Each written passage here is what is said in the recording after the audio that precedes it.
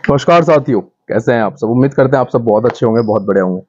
Guys, आज हम जिस विषय के ऊपर चर्चा करने वाले हैं वो बहुत ही अच्छा है, बहुत ही बढ़िया है। थंबनेल में तो आपने देख ही लिया होगा, एक बार मैं ही बता देता हूँ। आज मैं बात करने वाला हूँ कि आप इनकम टैक्स एडवोकेट बनने के बाद, जैसे आप रजिस्ट्रेशन हो गया आपका बार काउंसिल ऑफ इंडिया में, उसके बाद आप कब तक शुरू करते हो इनकम कमाना। बहुत अच्छा विषय है, क्योंकि नए जो एडवोकेट मेरे साथ जुड़ रहे हैं, नए जूनियर एडवोकेट जो लॉ कर रहे हैं, उनके लिए बहुत अच्छा है। जो बार काउंसिल में रजिस्ट्रेशन हो गया उनके लिए बहुत अच्छा विषय है ये। ठीक है, क्योंकि वकालत के पेशे में जब हम घुसते हैं तो हमारे दिमाग में यही चलता है कि हम इनकम कब तक कमाएंगे। तो आज हम उसी के ऊपर बात करने वाले हैं। वीडियो शुरू करते हैं, ज्यादा टाइम वेस्ट करे बिना। वीडियो शुरू करने से पहले एक छोटी सी और प्यारी सी रिक्वेस्ट है, इस चैनल को सब्सक्राइब करके हमारे साथ जुड़ जाना और साइड में जो बेल आइकन है उसे प्रेस जरूर करना, क्योंकि उससे हमारी जो वीडियो के लेटेस्ट नोटिफिकेशन है वो आप तक पहुंचते रहेंगे। कमेंट जरूर बता देना कि आप कहाँ से देख रहे हो और कौन सा ईयर है आपका लॉ का। ठीक है, आपको और कोई भी सवाल हो पूछ सकते हैं आप मुझसे कमेंट में, मैं आपको जरूर आंसर दूंगा उसका। चलते हैं अपनी वीडियो की तरफ। यही है साथियों, देखो, वकालत एक ऐसा पेशा है जिसमें इनकम का कोई तोड़ नहीं है। ठीक है, कोई सीमा नहीं है कि भाई आपकी इतनी इनकम होनी चाहिए। लेकिन बात ये होती है कि भाई हम इनकम शुरू कब से होती है हमारी। हम प्रैक्टिस में हैं, अब हमारी इनकम कब से शुरू होगी।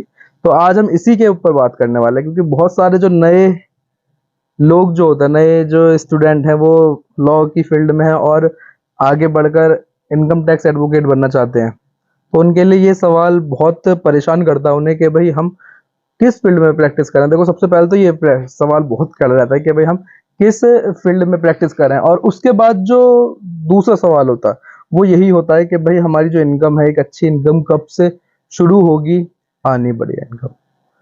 देखो, इनकम जो इसमें होती है गाइज, इनकम का मैं आपको बता दूं। देखो, मैंने जैसे अभी शुरू में कहा, इनकम की कोई सीमा नहीं है।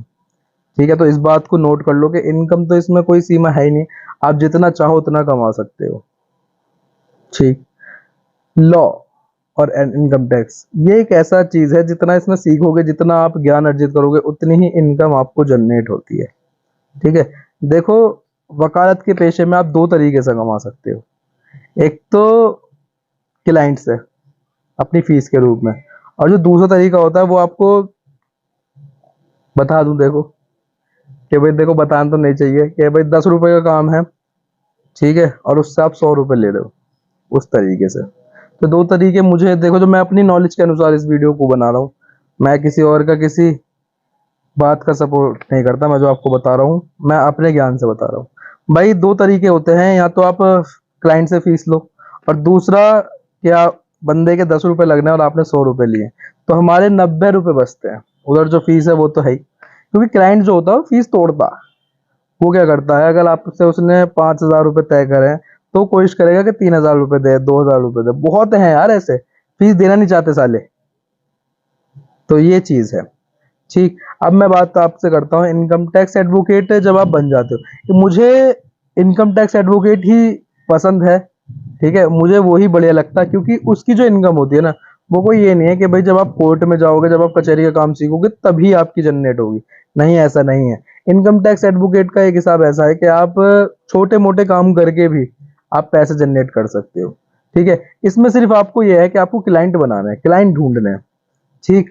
इनकम का इसमें हिसाब बहुत अच्छी अच्छी चीज है, जैसे इनकम टैक्स रिटर्न हो गई, जैसे बैलेंस शीट हो गई, जीएसटी हो गया, जीएसटी की रिटर्न हो गई। क्योंकि जीएसटी एक ऐसी चीज है जो, अगर रजिस्ट्रेशन आपने किसी क्लाइंट को दिलवा दिया, ठीक है, अब आपके पास कोई आया कि वकील साहब मुझे रजिस्ट्रेशन चाहिए, तो आपने उसे रजिस्ट्रेशन दिलवा दिया। अब उसके बाद ना जीएसटी की जो रिटर्न जाती है, तो वो भी तो आपसे ही भरवाएगा। और मिनिमम चार्ज 1,000 रुपये रहता ही है उसमें। अगर आपने 5 भी कर दिए तो भी 4-5 हज़ार रुपये आपके बन ही जाने हैं महीने में। ठीक है। प्लस सबसे जो प्लस पॉइंट मैं हर वीडियो में आपको बताता हूँ, यदि आप नए एडवोकेट हो, ठीक, तो आप आईटीआर पे ज्यादा फोकस करो कि भाई आईटीआर कैसे भरी जाती है। देखो, ज्यादा मोस्टली जो भरी जाती है, या तो आईटीआर 4 भरी जाती है, आईटीआर 1 भरी जाती है। आईटीआर 4 जो होती है बिजनेस वाली होती है, और आईटीआर 1 जो होती है सैलरी वाली होती है।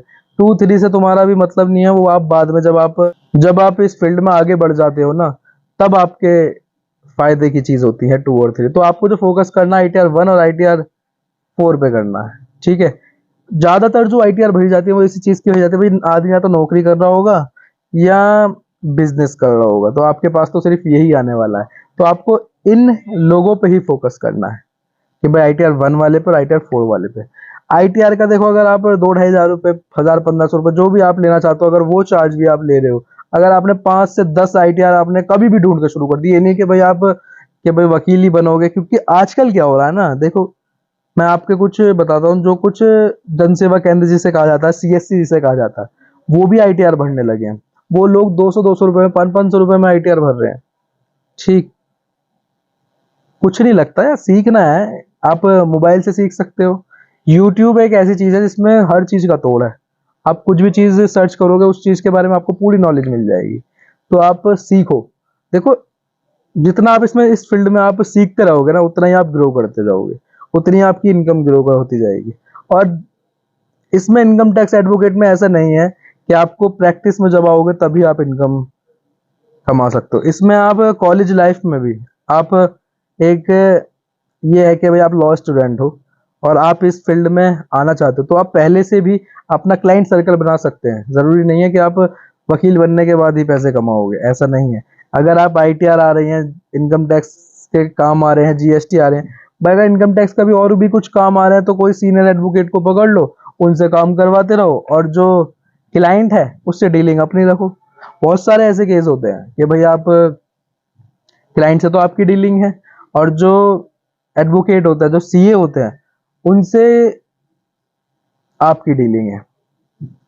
तो जो पेमेंट जो आएगी आपके पास आएगी, और आपके पास से ही CA को जाएगी, एडवोकेट को जाएगी। ठीक है, फिर और फिर काम हो जाएगा। क्लाइंट से आप लो, क्लाइंट से डीलिंग आप ही रखो हमेशा। तो ये कुछ चीज बताने यहाँ उपस्थित हुआ था। अगर वीडियो अच्छी लगी तो चैनल को सब्सक्राइब जरूर कर लेना। बहुत अच्छी बात है ये, क्योंकि आप बहुत सारे मेरे साथी ऐसे हैं इसमें जो नए जुड़े हैं लॉ की फील्ड में, तो उनके लिए ये एक रामबाण साबित होने वाला है इनकम टैक्स की फील्ड। ठीक है, तो मैं तो आशा करता हूँ कि वीडियो आपको अच्छी लगी होगी, और अगर लगी तो कमेंट में जरूर बताना। चैनल को सब्सक्राइब कर देना, नोटिफिकेशन ऑन कर देना, और जो भी कमेंट हो आप मुझे करके बताना, जो भी सवाल हो वो बताना, कहाँ से लॉ कर रहे हो ये जरूर बताना। Thank you very much.